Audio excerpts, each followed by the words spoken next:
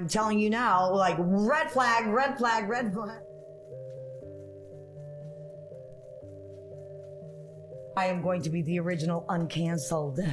I am uncanceled today. I am finished with that. That was Heche, a woman who spent decades running from something. A woman who, in 2021, finally felt safe enough to speak. But by the time this warning went public, someone was already watching. Someone was already listening. That's a different type of party.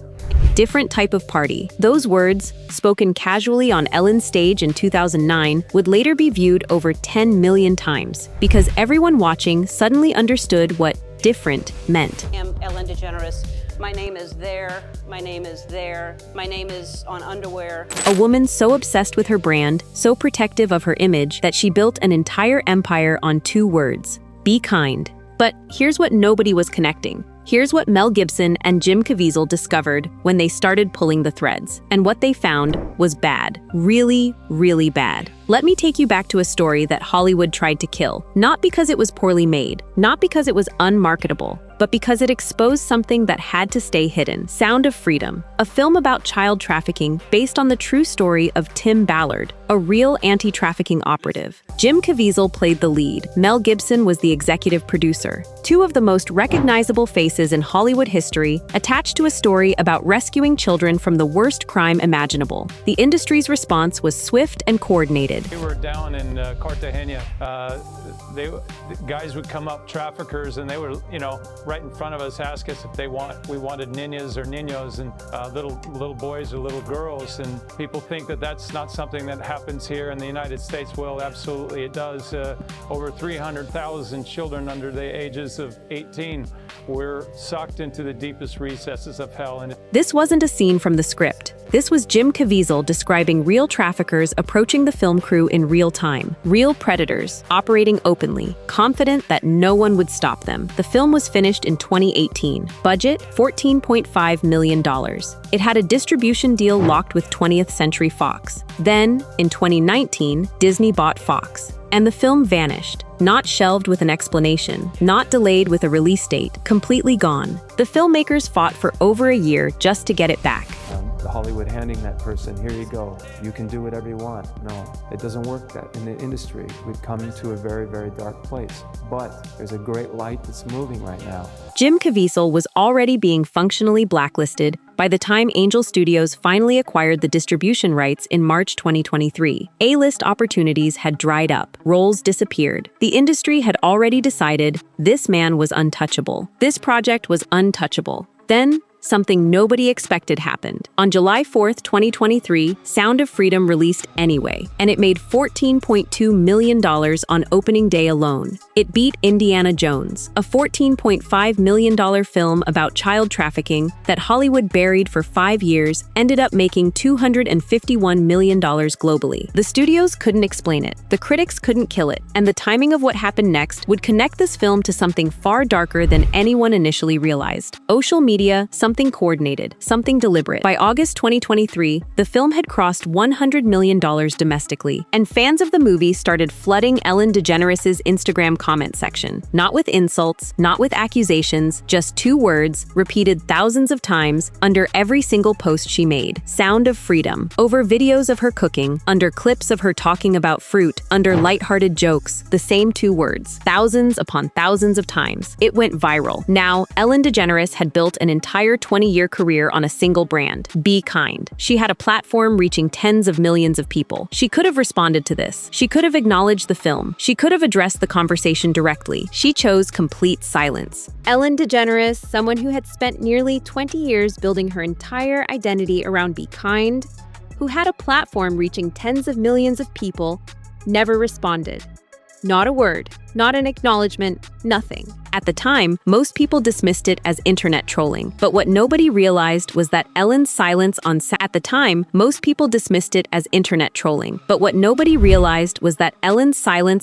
of Freedom would become the first piece of a much larger puzzle, a puzzle that wouldn't come together until January 2024, when the Epstein files dropped. And when those files were unsealed, Ellen DeGeneres' name was there, not in the way conspiracy theorists had speculated, not as a criminal defendant, but present. present, connected, listed in documents that documented the communications and activities of one of the most prolific trafficking networks in modern history. A publicist named Peggy Siegel forwarded an email to Epstein referencing seeing DeGeneres dancing at a party on the island of St. Bart's. Her name also appeared in an Apple News newsletter about allegations on her show that was sent to Epstein. In a redacted email quoting a college graduation speech she gave, these appearances don't prove criminal conduct. Fact-checkers confirmed that, but they do confirm proximity, connection, knowledge. And 3 years before those files dropped, Mel Gibson said something in front of every major studio head in Hollywood that made the entire room go completely silent. He referenced Epstein by name. He told the room to be quiet. He said he knew Epstein was their friend. And he said he didn't care. When that clip resurfaced in January 2024, it got 6 million views in days. And when people watched it back, they noticed something the room had already known. The discomfort wasn't theatrical. Nobody was laughing. Nobody was reacting the way you react to a joke that doesn't apply to you. Mel Gibson had just named the elephant in the room in front of the people who were profiting from its presence. But here's where the story takes a darker turn. Here's where it connects to someone who didn't just know what was happening. She lived through it, tried to expose it, and then disappeared. Heche, an actress, a survivor, a woman whose entire life was shaped by trauma and whose death remains one of the most suspicious events in recent Hollywood history. Heche was born into a broken world. Her father, a closeted gay man in the military, sexually abused her from infancy until age 12. When she was 13, he died from AIDS-related complications. 3 months later, her 18-year-old brother died in a car crash, officially ruled as falling asleep at the wheel, but which Anne believed was intentional. By the time she was a teenager, Anne had developed what she described as a complete fragmentation of personality, a dissociation so severe that she believed she had another identity living inside her. She called this identity Celestia. I had a fantasy world that I escaped to. I called my other personality Celestia. I believed I was from that world. I believed I was from another planet.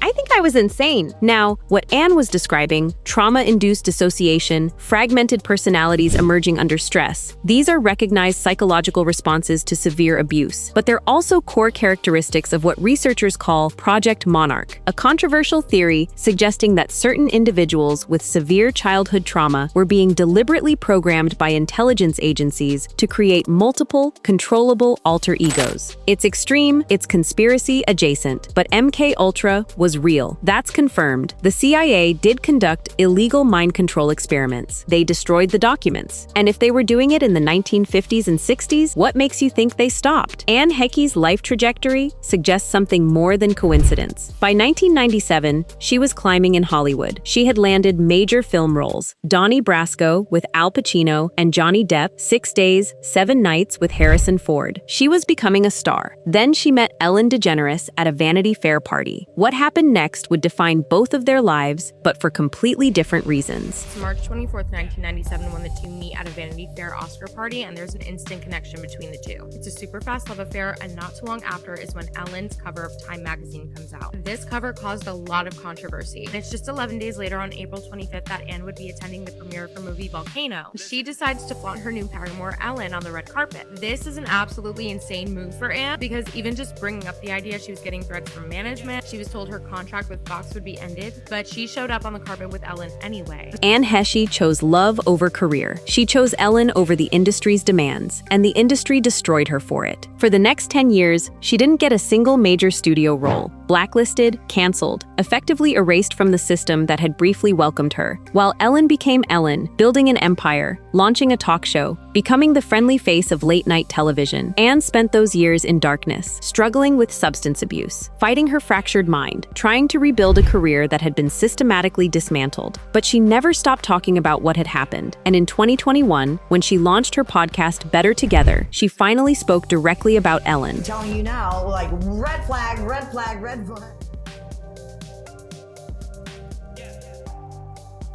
I am going to be the original uncanceled.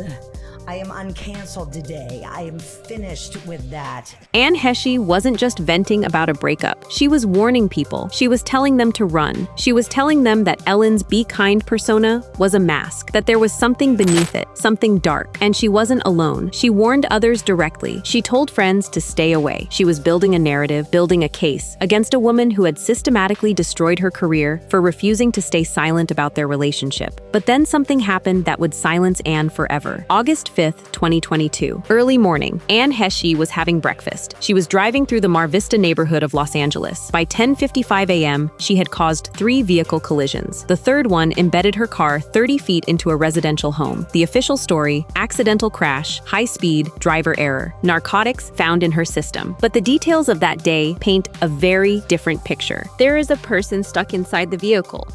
We do have no patient at this time. Let me clear this up. So you do have a patient in the car.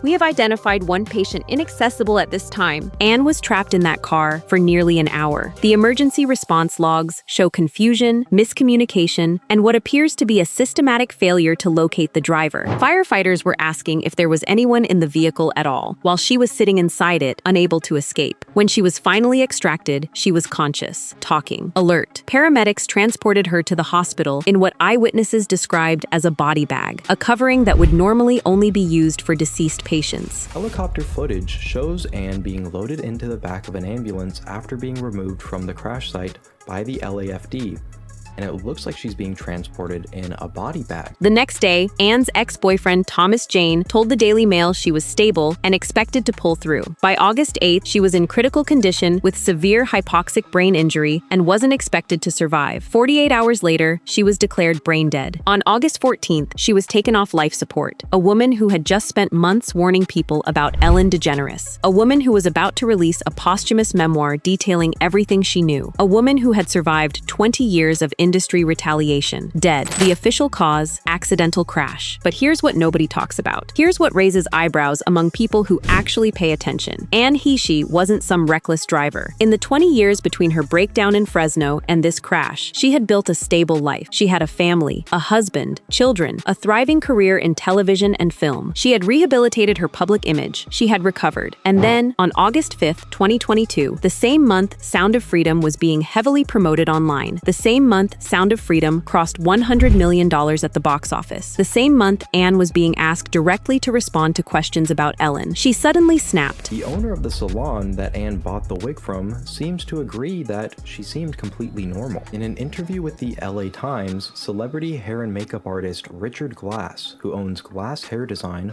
said that Heche wasn't speaking in cursive when she stopped at his salon around 10:35.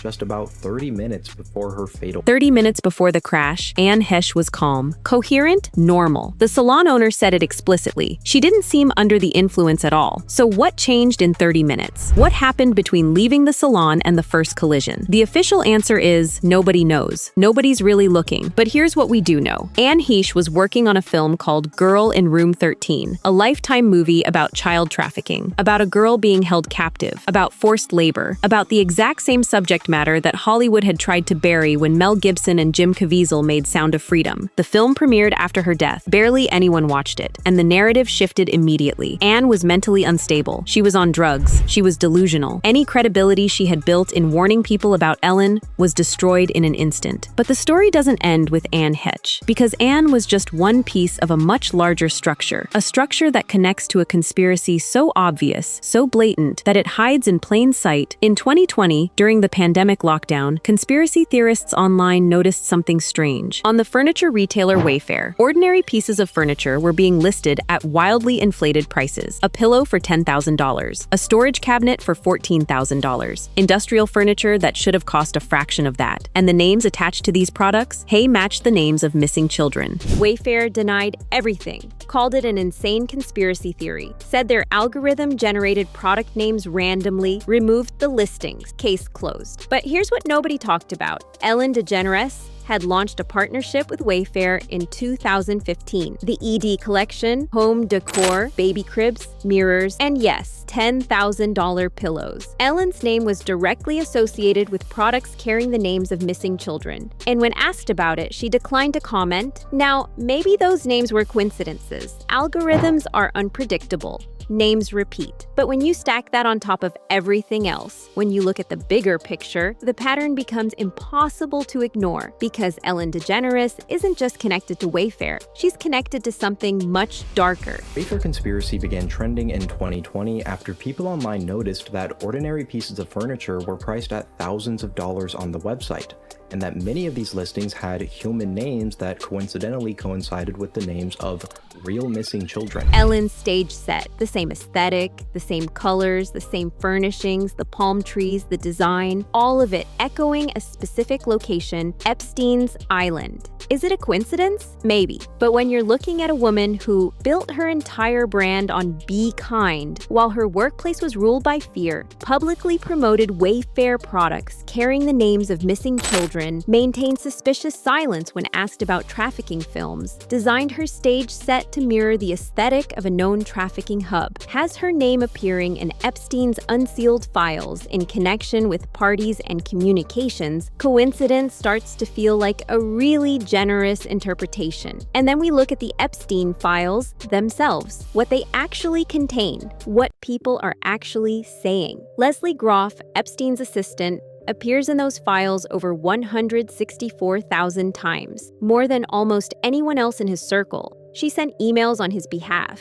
coordinated his logistics, knew his secrets. In one email shortly before his arrest in 2019, she sent an urgent message. Jeffrey just asked you to please throw out the eggplant and ice cream. Eggplant and ice cream. Simple household items, right? Except Epstein was 77 years old. He wasn't asking his assistant to throw out his dessert. He was sending a message. The set of Ellen's talk show is very distinctive and instantly recognizable. I disagree. I think that there are a lot of people that watch those talk shows. With the bold blue and white color scheme, the horizontal white stripes breaking up the blue walls, and the palm trees often being displayed on the large screen in the back. Even as a kid, the set for her show has always stood out to me.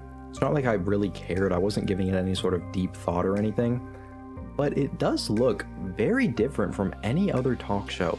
And speaking in hindsight, of course, it does really greatly resemble the temple that was on Jeffrey's Island. And that's just one example. Throughout the files, there are references to ice cream, chairs, pillows, items that appear on Wayfair, items that appear on Ellen's furniture line, items that Epstein was ordering with unusual urgency and specificity. These people weren't shopping. They were communicating, coordinating, operating a system that existed in plain sight, hidden beneath layers of code and corporate fronts. Ellen was part of that network.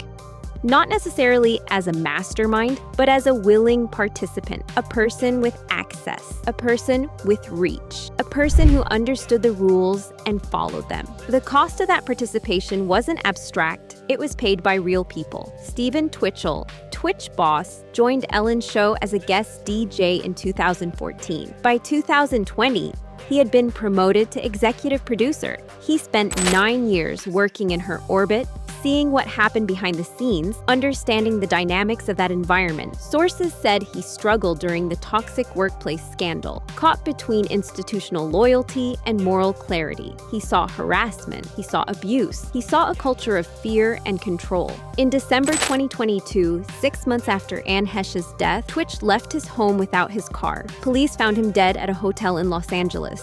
Age 40, ruled a suicide, a note was found. No drugs in his system, no signs of foul play. His wife, Allison Holker, later wrote that she'd noticed a shift in him after the show ended, that losing the daily structure had hit him harder than anyone knew, that the weight of what he'd seen had become unbearable. Two people with direct personal connections to Ellen DeGeneres and Heche, Stephen Twitch boss, both dead within months of each other in 2022, both deaths officially documented, and closed, and yet both raising questions that never quite get answered. The workplace scandal had exposed 3 top producers, Ed Glavin, Kevin Lehman, Jonathan Norman, for years of harassment and abuse. They were fired. Ellen apologized. The show continued for 2 more seasons before ending in May 2022. He was on Ellen DeGeneres' TV show.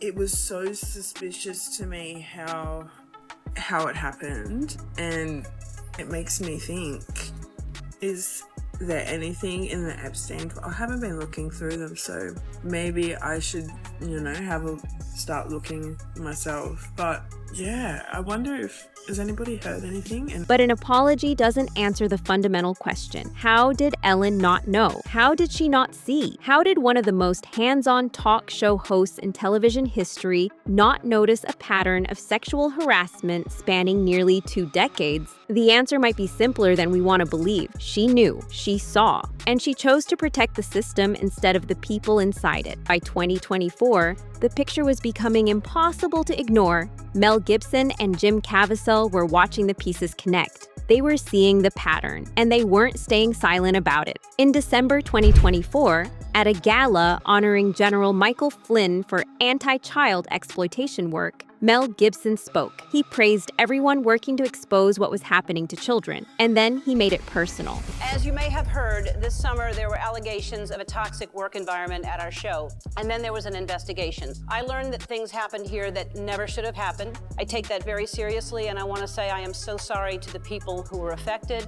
I know that I'm in a position of privilege and power, and I realize that with that comes responsibility, and I take responsibility for what happens at my show. Wolves in sheep's clothing. That's not accidental language. Mel Gibson was describing people who hide behind public personas, people who build reputations of kindness while engaging in predation, people who use their influence to protect networks instead of expose them. He was describing Ellen DeGeneres, and the message was clear. Both Gibson and Caviezel now understood what had happened. They understood why Sound of Freedom had been buried. They understood why Heche had been silenced. They understood what Ellen had been protecting. He said if any of his 9 children were ever trafficked, he would personally kill whoever was responsible. He called the people behind it wolves in sheep's clothing that prey upon our young. Jim Caviezel, in Vegas, in front of 1,500 people, heard the audience spontaneously cry out, "Epstein Island." They saw it, they understood it, and they understood that the film wasn't about one man's rescue mission. It was about a system, a network, an industry-wide problem that Hollywood had been protecting for decades, and Ellen DeGeneres was part of that protection. The timeline after the Epstein files dropped tells its own story. January 2024, the files are unsealed. Ellen's name appears. Fact-checkers rushed to say there's no evidence of wrongdoing. Case closed. But Ellen herself felt the pressure. She felt the weight of what people were starting to understand. And by November 2024, she announced she was leaving the United States. She and her wife, Portia de Rossi, bought an $18 million farmhouse in the Cotswolds in England and moved away. Ellen said it was because of Donald Trump's return to the White House, because of concerns about threats to gay marriage, because of the political climate. But the internet had a different read. She left, the files dropped, her name appeared. The timeline was there for anyone to see, regardless of what the actual sequence meant. The optics were impossible to miss. I showed it in Vegas, and there was 5 screenings, about 1,500 people that saw it. During the 5 screenings, each screening, there was a talking going on. And I was like watching the audience going, what? The second time it happened, again, third time, talking in this one particular spot. And I'm thinking, what, did we do something wrong or something? But so then one more time it happened. At the end, I was asking about the movie, and I asked them about that one particular part where everybody's talking, and they all cried out Epstein Island. And I went, oh, okay. Now I understand what we're up against. Wow. Epstein Island isn't the only island out there. And Tim Ballard takes down one. And then, shortly after, Ellen was publicly diagnosed with a disease. The internet immediately connected it to cannibalism accusations that had been circulating online. The diagnosis was real. What people were claiming it meant was not verified. But the narrative had shifted. The questions were being asked, and Ellen wasn't answering them. So here's the central question that ties everything together. If Sound of Freedom was so obviously dangerous and irresponsible and fringe, if it was really just a QAnon conspiracy theory as the mainstream media claimed, why did the entire industry fight so hard to bury it for 5 years? The answer isn't complicated. They buried it because it was true, because it touched something real, because it exposed a system that couldn't afford exposure. Mel Gibson and Jim Caviezel aren't anonymous accounts spreading rumors on social media. They're two of the most recognizable faces in Hollywood history, and both of them are now publicly attached to a conversation about powerful people in the industry protecting something that should never be protected. There's a lot of opposition to it, and I don't know. I think if you ever hit on that subject matter, you're gonna get people going. Mel Gibson has been talking about this for 26 years, talking about how Hollywood operates, how it protects its own, how it silences dissent, how it builds fortresses around secrets. And now, in 2024 and into 2025, with the Epstein files unsealed, with Ellen's name in those files, with Anne Heche's warnings finally being taken seriously, the fortress is cracking. Not because new evidence emerged, but because the old evidence was finally being connected. Ellen DeGeneres built a $500 million empire on the words, "Be kind," on presenting herself as the moral center of late-night television, on being the friendly face that made people feel safe. But beneath that persona was something else. A woman who knew what was happening, who participated in systems of control and exploitation, who silenced anyone who threatened to expose the truth, who used her platform not to illuminate darkness, but to protect it. Anne Heche tried to warn us. She paid for that warning with her career. Then she tried to warn us again. She paid for that with her life. Steven Twitch Boss saw too much. He paid with his silence. And then with his life. And Mel Gibson and Jim Caviezel, they're still here, still talking, still refusing to let the story close.